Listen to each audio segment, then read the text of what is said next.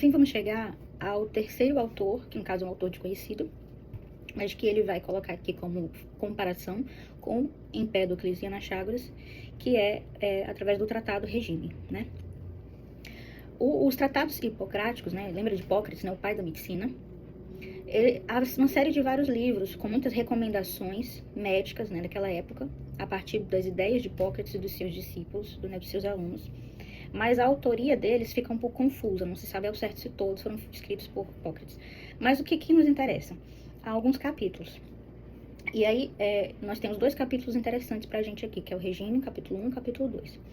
Pra gente entrar na ideia hipocrática de medicina, a gente precisa entender o seguinte: no contexto grego daquela época, nós tínhamos pensadores que podíamos dividir em, por exemplo, podíamos classificar em monistas ou pluralistas. Geralmente eles partiam a partir da ideia de que havia forças, princípios da natureza que regiam e compunham todas as coisas, certo? Geralmente eram os elementos terra, fogo, ar e água, né, os 4 elementos. Aí o que acontecia? Alguns filósofos evidenciavam mais um elemento do que o outro. Então, por exemplo, eles achavam que um desses elementos, a partir de um desses elementos, derivava todos os outros.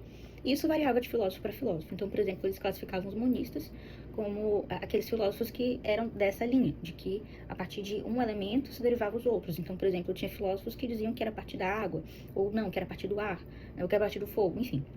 Mas aí tinha aqueles pluralistas, como Empédocles, que aí já colocavam em igual pé todos os 4. Mas também tinha aqueles filósofos que já destoavam um pouco, de não era nem uma ideia nem a outra, como a gente viu de Anaxágoras, por exemplo, né, que ele tinha uma ideia mais de que havia elementos de todas as coisas em todas as coisas, mais ou menos assim. Ou também a gente vai desaguar ali depois no Demócrito, né, com essa ideia de átomos que compunham todas as coisas, enfim. Mas, no contexto de medicina, de hipocrática, a gente vai partir de 2 elementos. Todo o tratado de Hipócrates e a medicina feita naquela época achava que a nossa constituição corporal, a nossa constituição, nosso ser, era a partir de 2 elementos, que nós éramos compostos de uma mistura do elemento fogo e água, em proporções que deveriam estar equilibradas. E aí o que acontece? Quando havia um desequilíbrio entre essa proporção, aí é que tinha que vir a medicina para promover esse equilíbrio, para que tudo ficasse equilibrado de novo. E aí o conceito de, por exemplo, de doença era de desequilíbrio nessas forças dentro do corpo, tá? Então esse era o contexto pré-socrático em que a gente vai ter essa noção pré-socrática de dieta contida no regime dos textos pré-socráticos, ou dos textos hipocráticos. Então, ele foi um texto que ele foi escrito, digamos assim, para leigos bem informados, né? O próprio autor diz aqui. Então, ele não vai ser um texto que ele vai se importar com a explicação do porquê do que ele está falando aquilo, não. Mas no primeiro capítulo a gente tem essa introdução de explicação da importância desse equilíbrio entre fogo e água no corpo humano, né? Então, o temperamento, daí que vem o temperamento de algumas pessoas,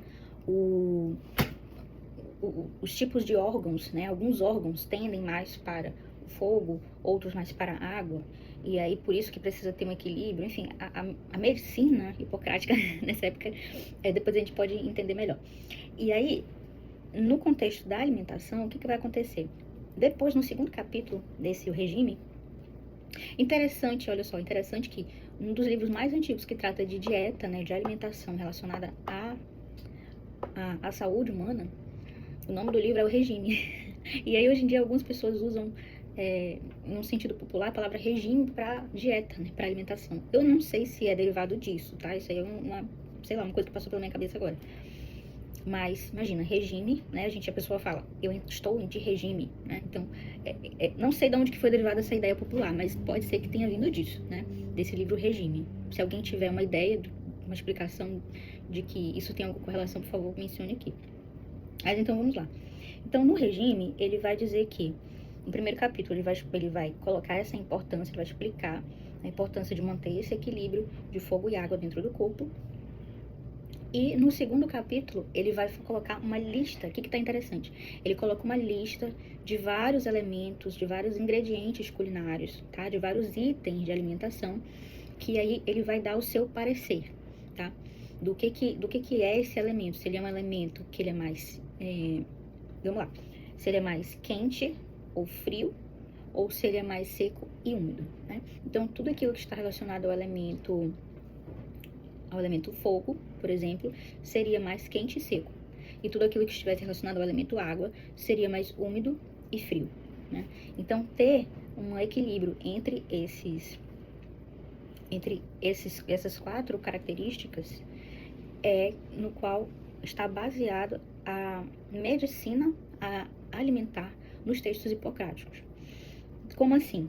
Por exemplo, ele vai argumentar que algumas pessoas são ou estão em uma condição de corpo mais voltado, desequilibrado para o fogo. Então, por exemplo, uma pessoa que tenha e ele coloca muito temperamento, né? Uma pessoa que tem um temperamento mais quente, mais seco, né? Que seja bem febril, muito irado. Uma pessoa que tenha um temperamento colérico, digamos assim.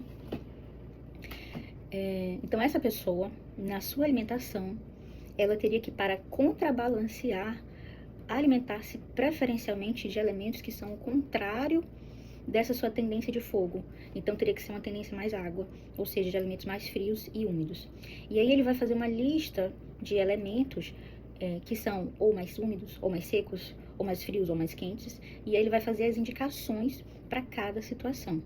Então, por exemplo, algumas doenças estavam relacionadas a estados de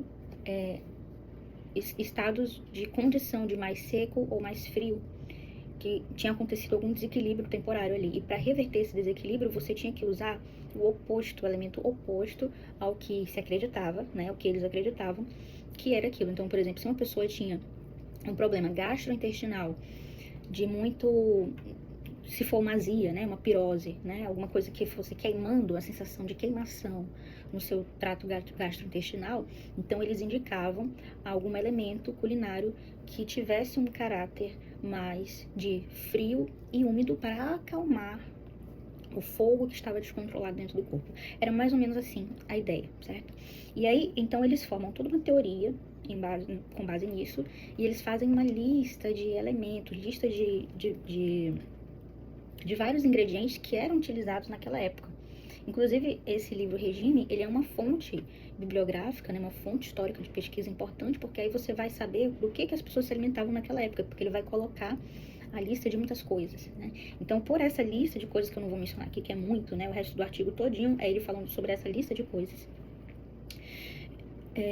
Você vai perceber que a dieta grega naquela época, ela era, então, e hoje em dia também, dadas as devidas mudanças, havia uma presença maior de peixes.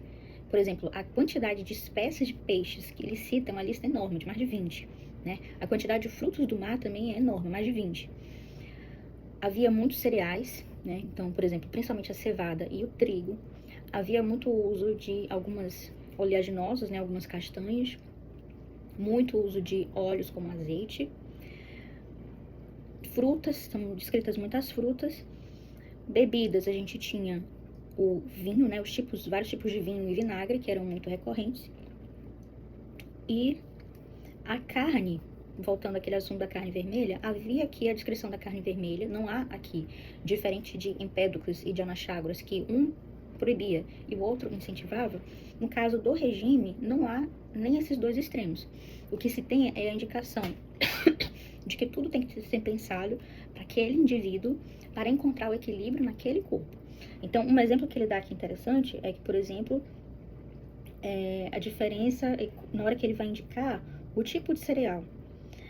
Então, para a ideia hipocrática dessa época, por exemplo, um pão a partir de trigo, né? O pão a partir de trigo, ele seria um elemento mais quente, né? Mais fogo, do que o pão feito a partir de cevada, que seria um elemento mais água, né? Mais úmido e mais frio. Então, dependendo da doença da pessoa, dependendo do estado da pessoa, ele indica ou o pão de trigo ou o pão de cevada. Da mesma forma, por exemplo, ele faz a distinção entre os vinhos. Então, um vinho tinto seria um vinho mais voltado para o fogo, né? Ao quente, ao intenso, ao seco.